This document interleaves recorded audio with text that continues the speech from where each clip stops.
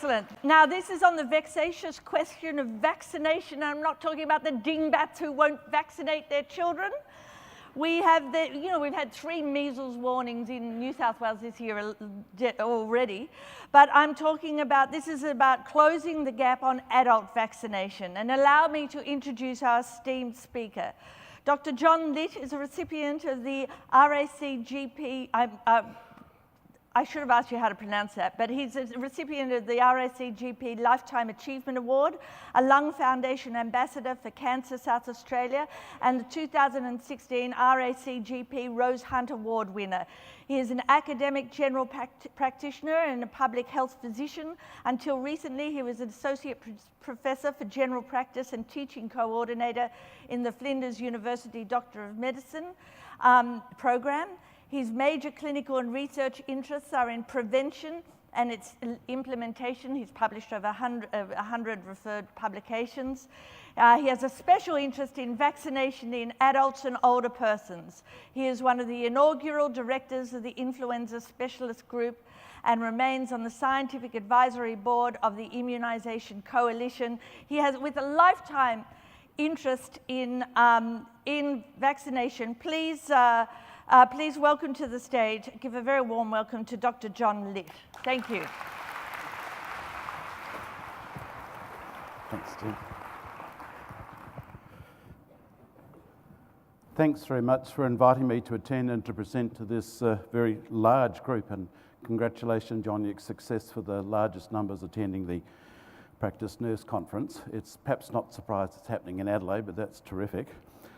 For those that came to the workshop that Andrew and I ran yesterday, the first couple of slides might appear to be fairly similar, but it gets interesting after that. So you can snooze through the first few, but you'll need to be sort of waking up for later.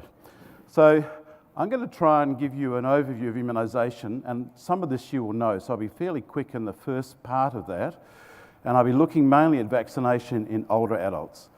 So we're looking at influenza, herpes zoster, and pneumococcal infection, particularly community-acquired pneumonia. I'm going to talk about the challenges we have with that, because the coverage is nowhere like what we get with children. So older adults often become, it's not second-class citizens, but we don't pay the same degree of attention to that. We reminded people in the workshop yesterday that the last national survey on vaccination in older people was done in 2009, so it's long overdue to do another one. I'm going to talk about some of the issues and paradoxes. So we could spend a whole session on defining a paradox, but it really means something that's not as it appears to be. On the surface, it looks like something's fairly straightforward, but there's more to the story. And so the focus is going to be particularly on implementation. Implementation is the sort of poor cousin that when we have healthcare interventions, we spend a lot of time getting there in terms of the science and running the trials, and we pay very little attention and time to the things that actually make a difference to make sure that the people get those very effective interventions and vaccines so we get health outcomes. And so I'm going to talk about some of the reasons behind that. Some of them may be somewhat provocative, which should be good, but we'll give you kind of a journey where my life has been in the last 30 years or so.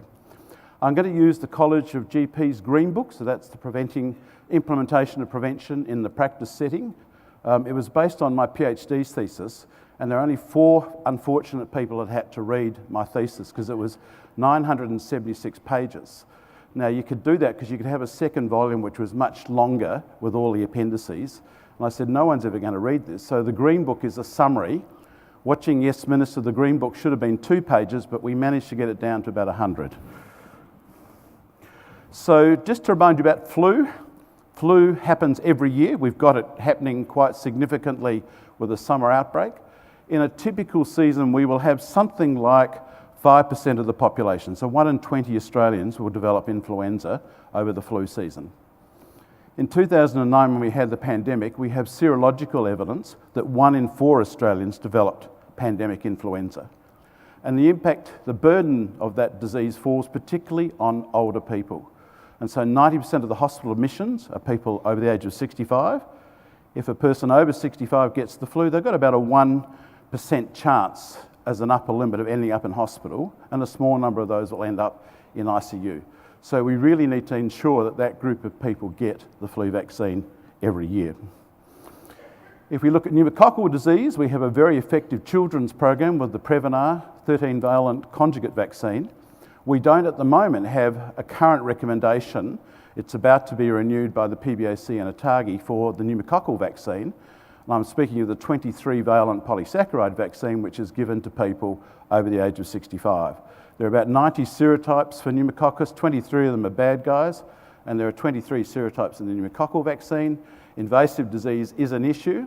The pneumococcus accounts for probably about 14% of a community-acquired pneumonia, and that has dropped, it's essentially halved since we've had the conjugate pneumococcal program in children, but it is still a significant illness because people end up in hospital, and a number of them develop what we call catastrophic disability, which makes it hard for them to go back to being ambulatory and independent, and very costly to the community service if they actually go into residential care. Herpes zoster is also an issue. People still have misperceptions about zoster, believing they can catch it. 95% of us by the age of 35 have actually had varicella. Now that we have a children's program, we're actually preventing that, and so hopefully we won't see as much zoster in that group that we will in our current cohort.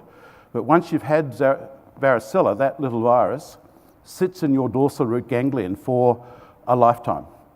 The herpes virus has evolved over 2 million years. It's very good at evading the immune system, and when your immune system is challenged or compromised in some way, and the biggest predictor of that is actually to be older, or if you have some immunocompromising condition, then you're going to get a bout of zoster.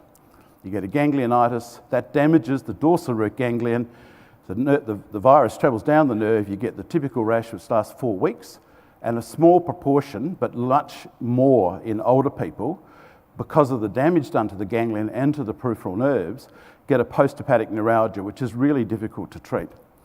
We have antivirals to treat acute zoster, but they do not reduce the incidence of post-hepatic neuralgia. The only way to boost a person's immunity, to give them protection against zoster, is to offer them the zoster vaccine.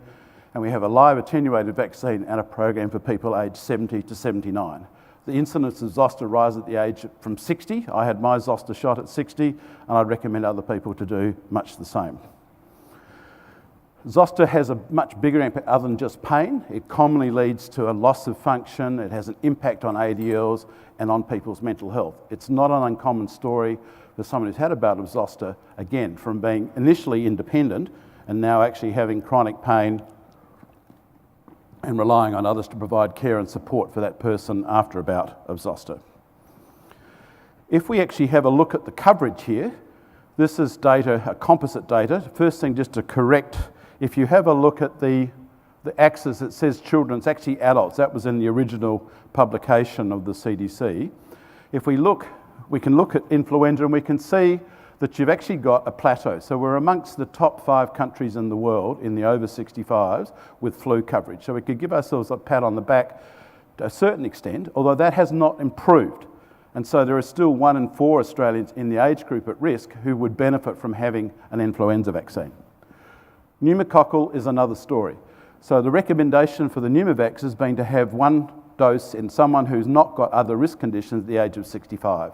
That was first funded in 2005, even though it had been a recommendation by the NHMRC for a number of years ahead of time. In 2011, because of the increased incidence of adverse effects with a booster dose of pneumovax, the decision was made to actually stop that second dose. Now, a number of countries around the world are continuing to do that. If you're in Germany, you get it every 5 years. And so it is a sort of a possible interaction or an adverse event, but what's happened is it's actually led to a decline in the rate of zoster. So we're down around 45%. Zostavax, you guys ought to give yourselves a pat on the back. So in 2016, from a standing start where we had nobody having a dose of Zostavax, in the last 2.5 years, we now have coverage rates indirectly of around 60 to 65%.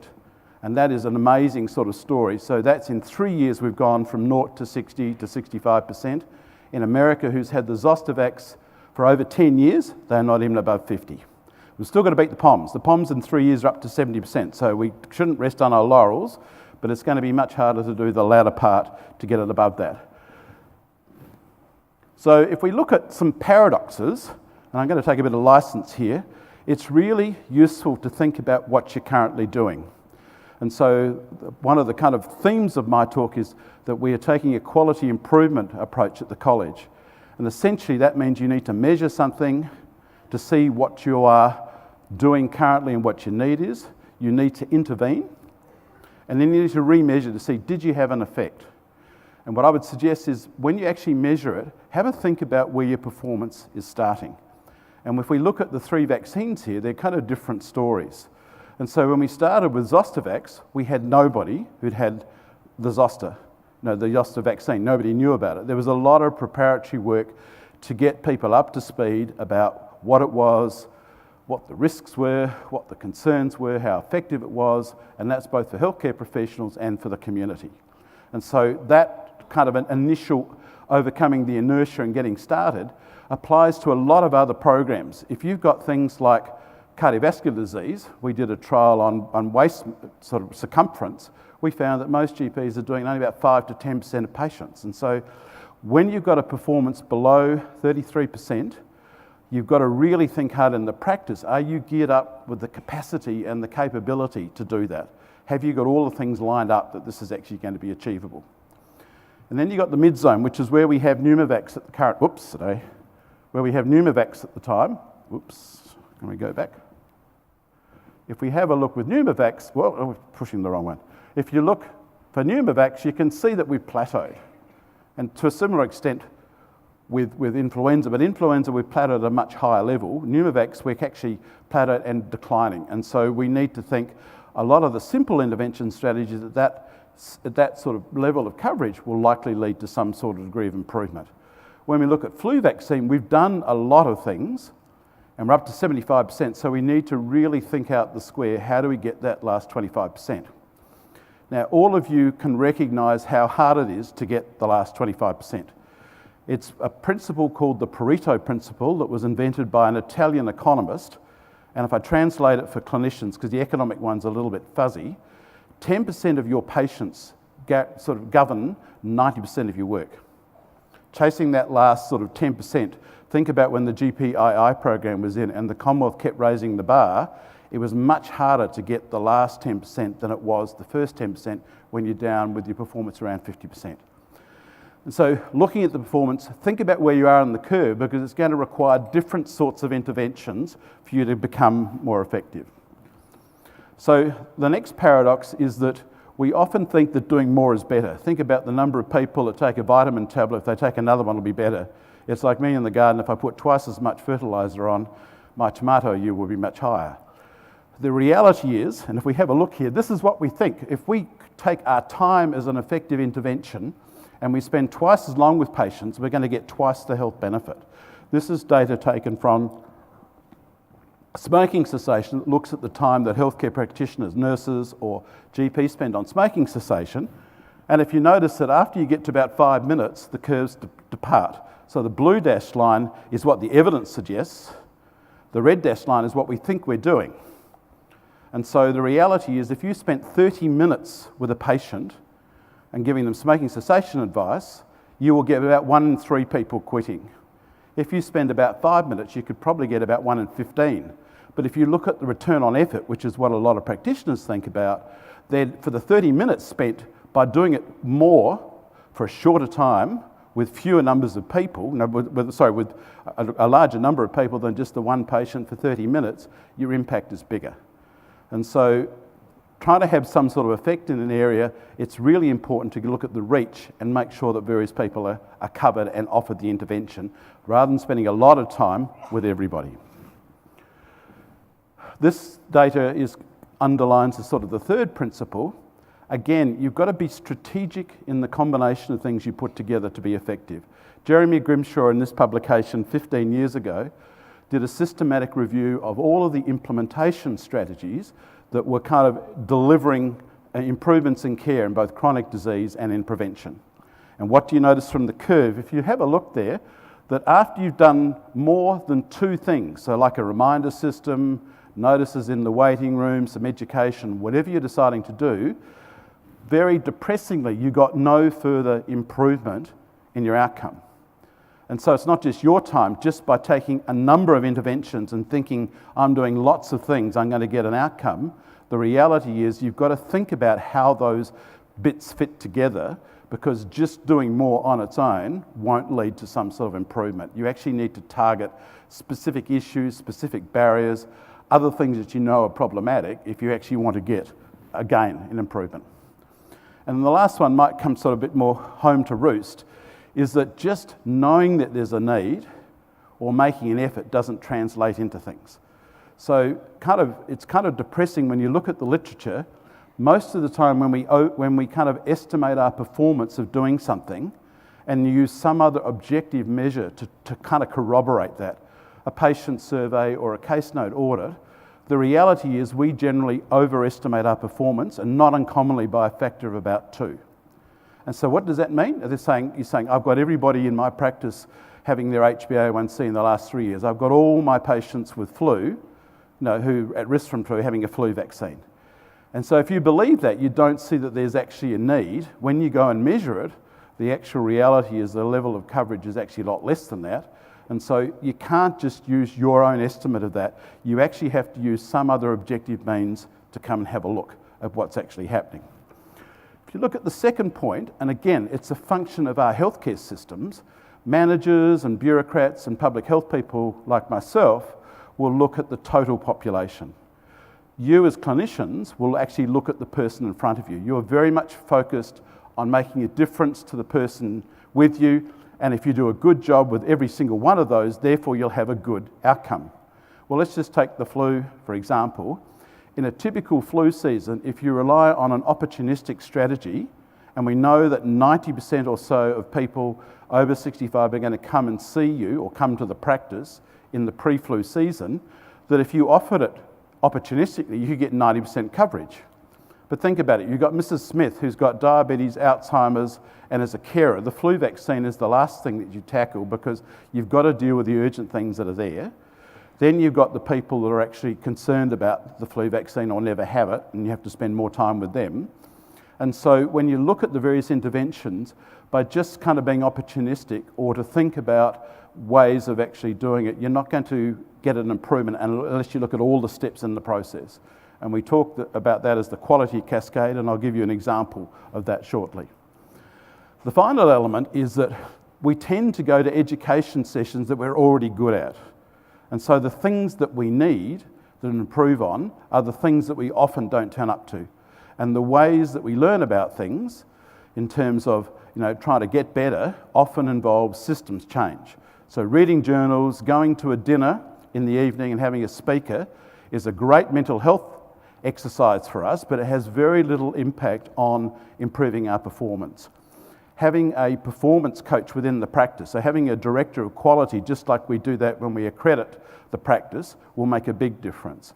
Having a systematic look at the thing, knowing the denominator, measuring what you're doing, all of those sound very boring and managerial, but are kind of the things that will actually make you more effective based on what we know in the current evidence.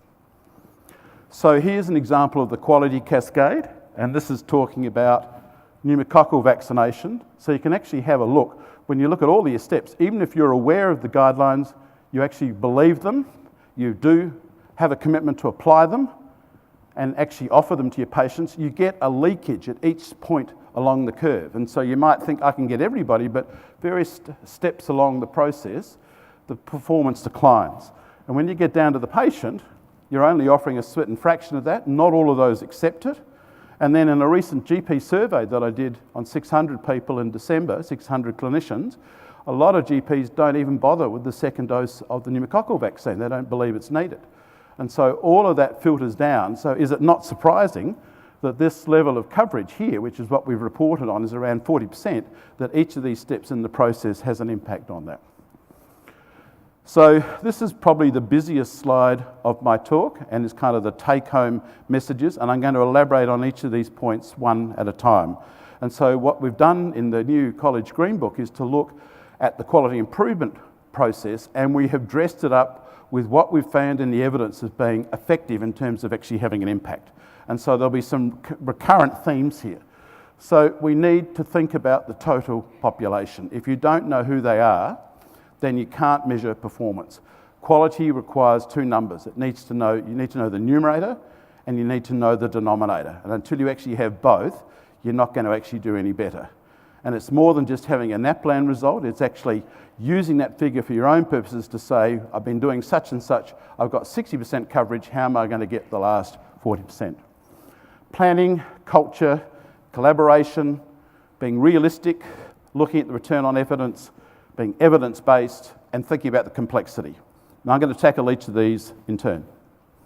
So when we do a needs assessment, this probably doesn't happen very often in church, but you will do it in your practice setting to see, well, what are we currently doing in pneumococcal? Do we know how many people have actually had the pneumococcal vaccine, or who's actually been offered the zoster, and who's actually not appropriate to have that? There are people that have died that we don't want to be prompting or sending a reminder to. So that's the first step of actually measuring that.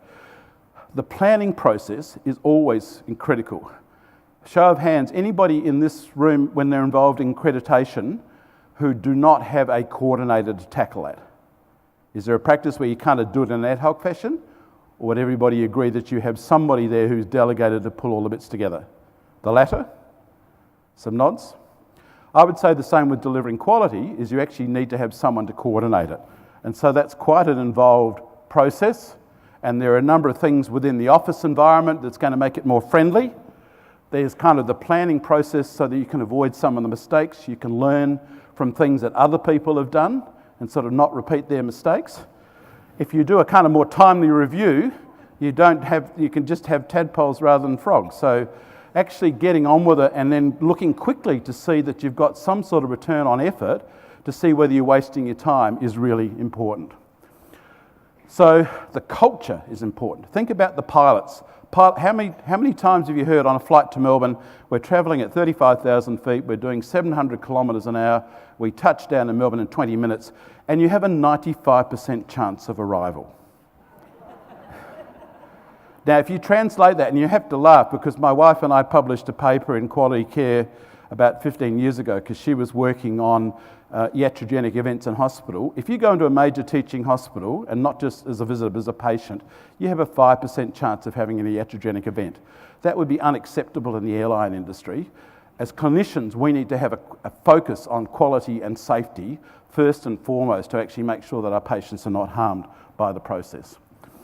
So we have a look, and here's another example from the smoking. We don't have to do it all ourselves. So if we actually look at smoking cessation, the quit line counsellors, if a person has a callback program, 3 or 4 calls in the first 3 months from someone from the quit line centre, the quit rate's about 30%.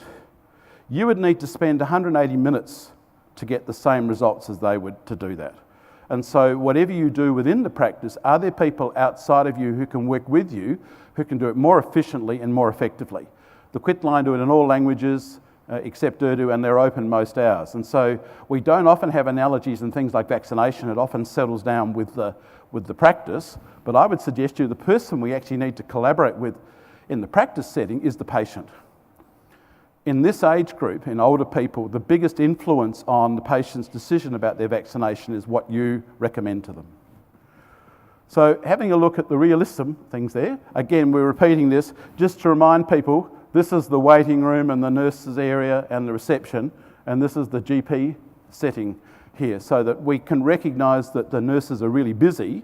Quite often the GPs have offloaded some of that work on the nurses far more effectively to share that, because then everybody's happy, particularly if they're paid the appropriate amount, and you can actually do what you're good at so that you can get a much better result done. Things have got to be targeted. And so if you're going to aim for things, if you've got a 30% coverage with your pneumococcal, you would love to get to 90%. But it's like a journey to Sydney or to Melbourne. If I'm going to Sydney or to Melbourne, I've got to go through Murray Bridge first. And so if you think about your performance and you're sitting at 30%, be realistic. Because if you can achieve something and it's incremental, it gives you energy and momentum and motivation to go to the next step. If you aim for 100% and fail, then you're going to be disappointed, and it's unrealistic to expect you're going to go from 30% to 100% in a very short period of time. So the interventions you need to choose are evidence-based, and we're not always good at doing that.